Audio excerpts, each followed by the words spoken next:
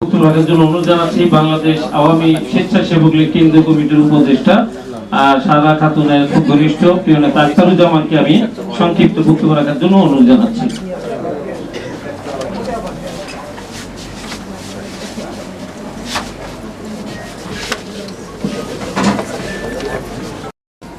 এটা আমি দেখেছিলাম তখন একটা সিএসবি টেলিভিশনে ফুটবল খেলা দেখছিলাম। শাহর আপাকে প্রথম যখন ফোন দেই, প্রথম রিংয়েই শাহর আপা ফোনটা ধরলো। কি ব্যাপার, তুমি এত রাতে ফোন দিয়েছো? বললাম যে আপা খবর আছে, নেত্রী গ্রেফতার হয়েছে। কি বলো তুমি? বলে তুমি ফোন কাটো, নেত্রী ফোন দিয়েছে। নেত্রী তখন বাথরুমের কথা বলে শাহর আপাকে ফোন দিয়েছে। বলছে আপা হ্যাঁ, ওরা আমাকে গ্রেফতার করেছে, ওরা আমাকে কোর্টে নিয়ে যাবে, আপনি কোর্টে যান। তখন আপা ফোন শেষ করে নেত্রীর সাথে কথা শেষ করে আমাকে ফোন দিয়ে বলে তুমি তাড়াতাড়ি আমার বাসায় এসো, নেত্রীকে কোর্টে নিয়ে। আমরা তাকে অনেক শ্রদ্ধা করি এবং ওনারাই আমাদের পথ চলার গুরু হিসাবে আমরা সবসময় দেখে এসেছি, মেনে এসেছি। কারণ এটা যেহেতু স্মৃতিচারণ, আমি স্মৃতিচারণ যদি করতে চাই, আমার আজকে শাহর আপাকে যেভাবে স্মরণ করছি, যদি বেঁচে থাকি মতি আপা মরে গেল, এইভাবেই আমরা স্মরণ করবো ইনশাআল্লাহ। যেটা বাস্তব আজকের সবার অন্যতম আকর্ষণ আমাদের প্রিয় নেতা ফারুক খান এমপি সাহেব। সেই সাহারা খাতুন, সাহারা আপা বলে আমরা ডাকতাম। সাহারা আপাকে স্মরণ করে আজকের এই আয়োজন, এবং যারা আয়োজন করেছেন আমি প্রথমেই তাদের প্রতি কৃতজ্ঞতা জানাই। বিশেষ করে করিম ভাইয়ের প্রতি কৃতজ্ঞতা জানাই যে তিনি স্মরণ করেছেন দিনটি সুন্দর করে উদযাপন করার জন্য এবং আমাদেরকে আমন্ত্রণ জানিয়েছেন। আমাদের মাঝে উপস্থিত আছেন আমাদের সকলের অত্যন্ত শ্রদ্ধেয়, এবং আবার নতুন করে ওনার ডেজিগনেশন স্পেশাল দেওয়ার কিছু নেই। এই বাংলাদেশের প্রতিটি মানুষ তৃণমূল পর্যায় থেকে মৃত্যুবার্ষিকী পালন উপলক্ষে আয়োজিত এই অনুষ্ঠানের সংগ্রামী সভাপতি আমাদের প্রিয় নেতা করিম ভাই, অনুষ্ঠানের মাননীয় প্রধান অতিথি আমাদের প্রান্তীয় নেত্রী, সংসদের উপনেতা, সাবেক সফল মন্ত্রী মতিউর চৌধুরী মতি আপা, এখানে উপস্থিত মহিলা আওয়ামী লীগের সম্মানিত সভাপতি, সাধারণ সম্পাদক সহ মহিলা আওয়ামী লীগের নেতৃবৃন্দ, কাদের ভাই,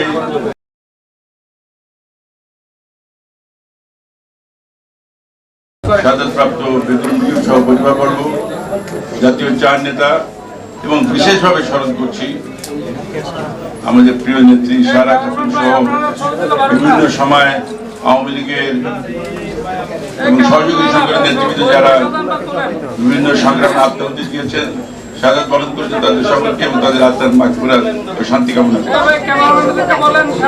ইতিমধ্যে শাহর আপাকে নিয়ে তার গুণগ্রাহীগণ চমৎকার বক্তব্য রেখেছেন, স্মরণ করেছেন। আমার জন্য শাহর আপা একটু অন্য ধাঁচের ছিল। অন্যান্যরা যে বক্তব্য রাখছেন তার থেকে সব থেকে প্রথমে আমি এতে বলবো যে শাহর আপাকে আমি কিন্তু অনেক আগে থেকে চিনি, যখন আমি রাজনীতি করি না। ৭৫ সনের পরে যখন আমি আরবিতে যাচ্ছি, যেহেতু আমার বাড়ি ক্যান্টনমেন্টে, শাহর আপা ক্যান্টনমেন্টে রাজনীতি করতেন, সুতরাং ওইখানে রাজনীতিবিদ বলতে কিন্তু আমরা শাহর আপাকে গেছি। আর্মি থেকে আসছি, সিনেমাতে চাকরি করলেও কিন্তু শাহর আপাকে জানতাম যে আমাদের ক্যান্টনমেন্ট এলাকার রাজনীতিবিদ, এবং তার সঙ্গে আমার অনেক আগে থেকে পরিচয়। তবে আমি এটাও বলবো যে আমার রাজনীতিতে আসার পিছনে ওনার একটা বড় অবদান আছে, মতি আপার অবদান আছে। আমি জানি না মতি আপার মনে আছে কিনা। বাংলাদেশের জননেত্রী শেখ হাসিনা 4 দিনের হরতাল দিয়েছেন। সেই হরতাল উপলক্ষে নেত্রী আমাকে বললেন যে ক্যান্টনমেন্টে হরতাল হয় না, পুচুকেদের ওই এই হরতালটা আপনি যান একটু দেখেন। তো আমি হরতালের জন্য ওইখানকার নেতাদের সাথে যোগাযোগ করে ব্যবস্থা করছি। 10:30 11টার দিকে দেখলাম নেত্রী পরীক্ষক পাঠিয়েছেন। পরীক্ষককে মতি আপা আর শাহর আপা, তাদেরকে পাঠিয়েছেন আমাদেরকে উজ্জীবিত করতে, সাহসী করতে। তো এই হচ্ছে সারা খাতুন। তাকে নেত্রী যে কত বড় আপন মানুষ ছিলেন তার একটা প্রমাণ আমি এটা দেখেছি যে আমাদেরকে পাঠিয়েছেন যাতে সেখানে আমরা আমাদের কর্মসূচি সঠিকভাবে সাহসের সাথে পালন করতে পারি। এবং মধ্যবার যদি মনে থাকি সেই মিছিল করার সময় আমাদের উপরে দু তিনটে বোমা এসে পড়লো, তার মধ্যেও সকলে মিলে আমরা সেই মিছিল ক্যান্টনমেন্টের দিকে মাইক লাগিয়ে বক্তব্য আমরা দিয়েছিলাম। যাই হোক, এই কথাটা এই জন্য বললাম, সাহারাপা কিন্তু আমাদের সকলের ত্রাতা ছিল। আমার মনে আছে আমার উপরে যতগুলি নেত্রীর সাথে ক্যান্টনমেন্টে প্রবেশের জন্য যে কেস জলিল ভাইয়ের সঙ্গে কোন একটা মিটিং এ ছিলাম, সেই মিটিং এর যে কেসই হয়েছে, যেখানে আমার নামে কেস হয়েছে, আমি কিন্তু প্রথমে কার কাছে গিয়েছি? সাহারাপার কাছে। আমরা জানতাম যে আমাদের যে কোনো সাহারাপার কাছে যেতে হবে, আর ওনার কাছে গেলে উনি বলতে যে ফারুক ভাই চিন্তা করেন না, কেস নাম্বার দিয়ে যান, আমি দেখব। তারপরে আর চিন্তা করতে হয়নি, উনি বাকি ব্যবস্থা উনি করেছেন। এবং একইভাবে আমি জানি যে বিভিন্ন সময় আমাদের আন্দোলন সংগ্রামে যার সাথে আমি আপনাদের সাথেও কিছুটা কাজ করেছি, আমার মনে আছে যখনই নেত্রীকে জিজ্ঞেস করেছি, আমাদের মহিলা আওয়ামী লীগের নেতৃত্বদেরকে ধরা হয়েছে, নেত্রী বলেছেন যে আপনি যান, তাদেরকে একটু সাহায্য করেন, আর তাদেরকে একটা কথা বলেন, তাদেরকে জানিয়ে দেন যে আগামীকালকে সকালে সাহারা খাতুন যাবে তাদের জামিন নিতে। সুতরাং সাহারা খাতুন মানে জামিন আসবে, একটা রাত্রে একটু কষ্ট করো, আগামীকালকে সকালে এর প্রতিকার হবে। এই ছিলেন সাহারাপা। পরবর্তীতে বাংলাদেশের একটা বড় ঘটনা বিডিআর বিদ্রোহ আপনারা জানেন, তখন তিনি স্বরাষ্ট্রমন্ত্রী। এই ঘটনার উপর যে ইনকোয়ারিটা হয়েছিল, সেই ইনকোয়ারিতে নেত্রী দায়িত্ব আমাকে দিয়েছিল। সেই সময় আমি সাহারা আপার কাছ থেকে শুধু সহযোগিতা নয়, অনেক পরামর্শ পেয়েছি। উনি আইনের বিষয়ে অনেক বুঝতেন এবং আইন এবং রাজনীতির যে সংমিশ্রণ সে ব্যাপারে তিনি ভালো করে বুঝতেন, এবং এই জন্যই আমি বুঝতে পারি যে নেত্রী কেন তাকে উপরে ভরসা করতেন। আজকের দিনে যে কথাগুলি আপনারা প্রায় সকলেই বলেছেন, সাহারাপার প্রতি শ্রদ্ধা জানাবার সত্যিকার উপায় হচ্ছে তার যে আদর্শ, বঙ্গবন্ধুর আদর্শ, মুক্তিযুদ্ধের চেতনা, নেত্রীর প্রতি বিশ্বাস, আস্থা এবং পরিবান্ধব যে তার পরিচয় ছিল, এইটা আমাদের মধ্যে প্রসারিত করা। আপনাদের মধ্যে কেউ কেউ একটু নেতৃবৃন্দের মধ্যেও এই ধরনের আশেপাশে দেখতে পাচ্ছি। আজকের দিনে সত্যিকার ভাবে আমাদের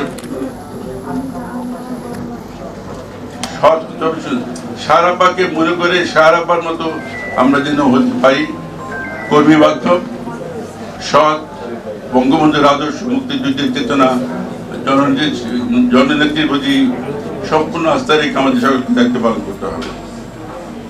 বিশেষ করে আজকের দিনে আপনারা জানেন যে বাংলাদেশে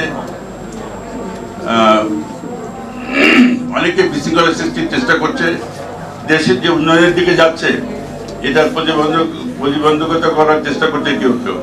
এই কোটা আন্দোলনের নামে যেটা হচ্ছে, কোটা আন্দোলন তো একটা কোর্ট অর্ডার, সুতরাং এর নিষ্পত্তি কোর্টের মাধ্যমে করতে হবে, এটা সকলকে বুঝতে হবে। আমাদের ছাত্রছাত্রী যারা রাস্তায় নেমেছে তাদেরকে বুঝতে হবে যে এটা কোর্টের মাধ্যমে। অযথা বিশৃঙ্খল সৃষ্টি করে দেশের মানুষকে কষ্ট দিয়ে তাদেরও যেমন কোনো লাভ হবে না, দেশেরও কোনো লাভ হবে না, আর তাদের শিক্ষা জীবনকে নষ্ট করা উচিত হবে না। আমি আশা করি যে তারা এটা বুঝবে, তারা এটা বুঝে যে কোর্টের মাধ্যমে এটা সমাধান করতে হবে, এবং নিশ্চয়ই কোর্টের মাধ্যমে এর সমাধান হবে।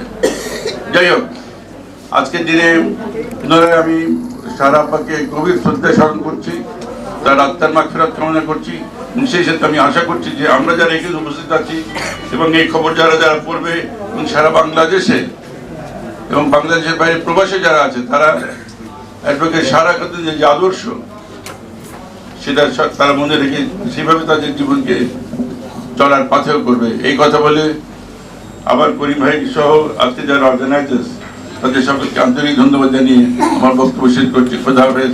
জয় বাংলা, জয় বঙ্গবন্ধু। আমাদের বিশেষ অতিথি মাননীয় মন্ত্রী মহোদয় বক্তব্য রেখেছেন।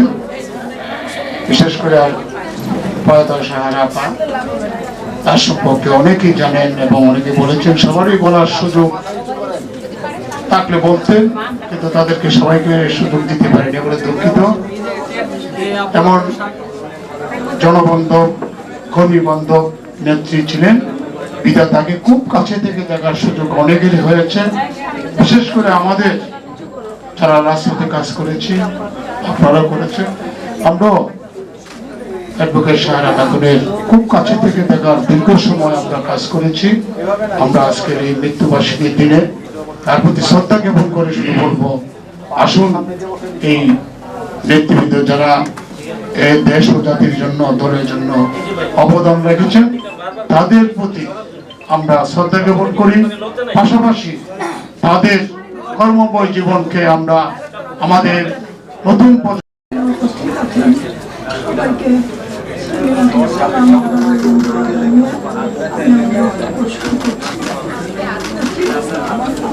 শুনেছেন সারার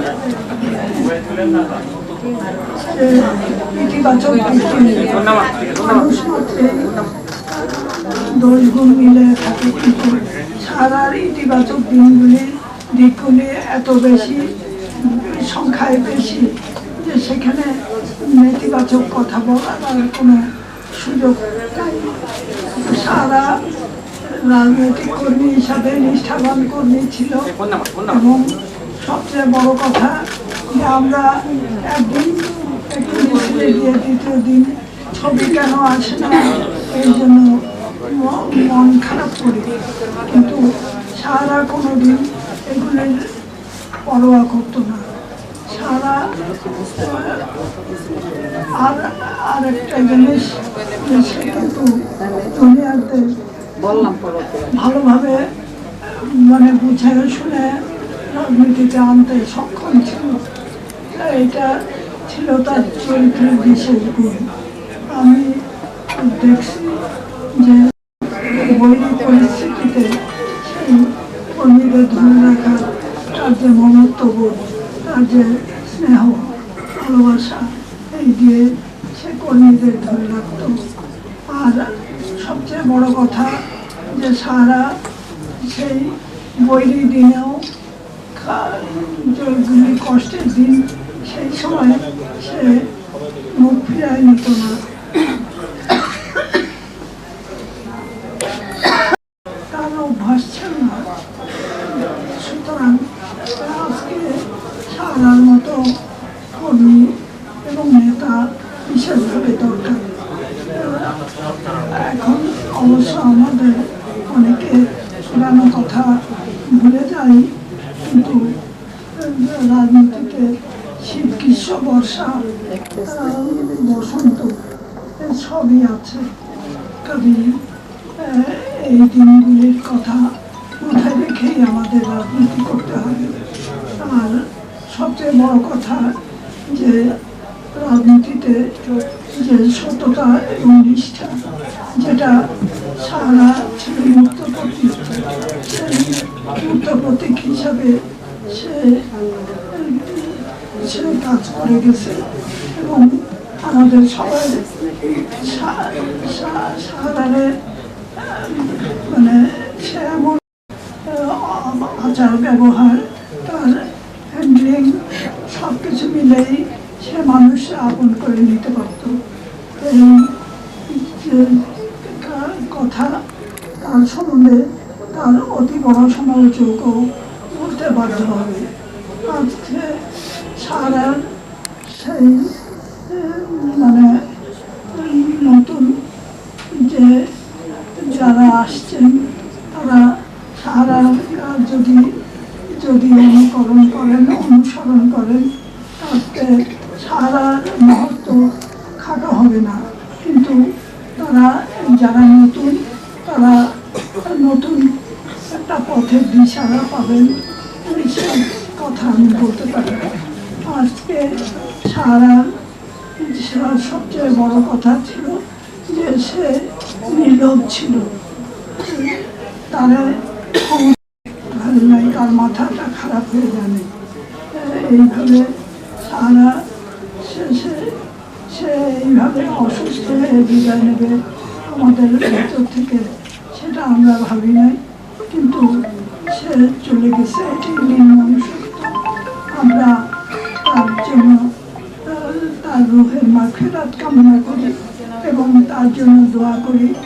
এবং আমি বলবো যে সাহারারে অনুসরণ করা খুব কঠিন, কিন্তু সেই কাজটা যদি মহিলা আওয়ামী লীগের এক অংশ যদি তারা তার মানে সেই পথে হাঁটে, তাহলে আওয়ামী লীগ উপকৃত হবে, যে হাঁটবে সেও উপকৃত হবে। কাজে আমি আবারও সাহারার আত্মার মাগফিরাত কামনা করে আমি আমার বক্তব্য শেষ